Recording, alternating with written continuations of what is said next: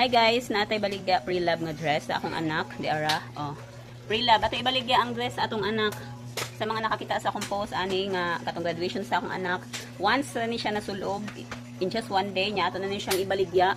So para atong magamit ang kwarta kay ang akong mga pre-love dire atong ipambaligya para makatigom ta og ato ipalit og plano na ako magkumpra og sa kabandol nga kay ukay atong kalingawan og baligya diri sa probinsya para natay source of income ginagmay. So wa man tay pangpuhunan, so mamaligya tag mga pre-love kanang wala nang ipanggamit or kanang kaya pang mapakinabangan pa.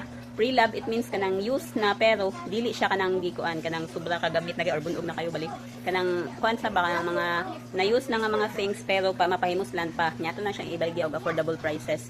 So ang kani siya ato ibaligya ning dress sa akong anak kanang naka-indicate Shein ni siya ha, Shein nga brand ang iyang tela ni is kanang sinawon nga kanang nagpanggaon gani nga tela sinaw nya nindot ni siya quality Shein ang brand dayon kuan naka-indicate sa iyang etiketa 12 years old ang naka-indicate dire.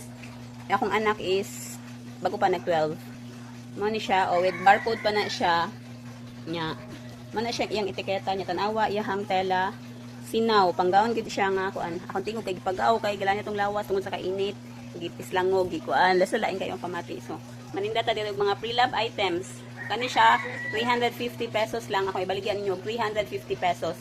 Anyways, pwede pa ako ni paabangan if ever na mga okasyon pero ako lang siya ibaligya og 350 pesos kay need man ako ang kwarta. So need ko magtigom og para kumpra og kanang bandol balon nga kay ukay nga akong ibaligya. So diara napatay lang ito apay dress nga to katong white nga gisulob niya kaduha ra pud gisulob pag baccalaureate ug pag first communion ibaligya ra pud nako og 200 pesos. Ang mga price ang kani siya ang original price ani ma-check ninyo sa Shein app. I-check ninyo dito ang original price ani. Nindot ni siya sa personal, ako pa lang ni siyang labhan. Need pa rin ako siya i-wash. One day lang ni siya nagamit ha, 350 pesos only. Katong white dress kay 200 pesos lang to. Ambil ka ng white dress there, please. Nya atos ang nasa mga sapatos diri nga heel. Ambil ka ng heel nga shoes ila. Please. Dahil siya datong pamatik guys. So, isuta naghangil. Isulog ko hangil ka. Diara. Ani siya nga dress, baligyan na ako 200 pesos. Ko ka nga. 200 pesos na ni siya pang 11 to 13 years old. Basta dako ni siya sa akong anak. Sulog. Pwede pag any occasion nga kanang mga formal occasion ha, like kanang sitaw kanang first communion or pang simba or sa kanang need kanang mga Flores de Mayo nga dresses needed ana siya. 200 pesos lang na siya guys. Di sa heel nga shoes kay di ka ba mosulod akong anak aning heel shoes. So ato ni siya ibaligya og 250 pesos only kani.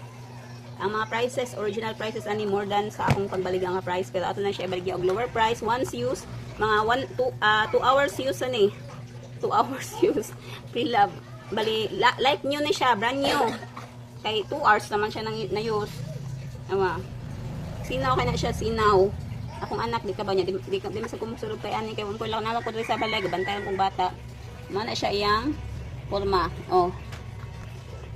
So 50 pesos na ni 250 mapahimos lang ni sa inyong mga anak mga high school students diha or pang office pwede kaayo ni siya. So palitan na ninyo guys ato ning ipamaligya para mahimo ni siyang kwarta kay need na mo atong ipuhunan og usa ka bandol o kay ukay puhon matigom na to ang mga halin sa atong mga pre-love. So comment sa comment sections below or PM me sa mga interesado mo palit ani.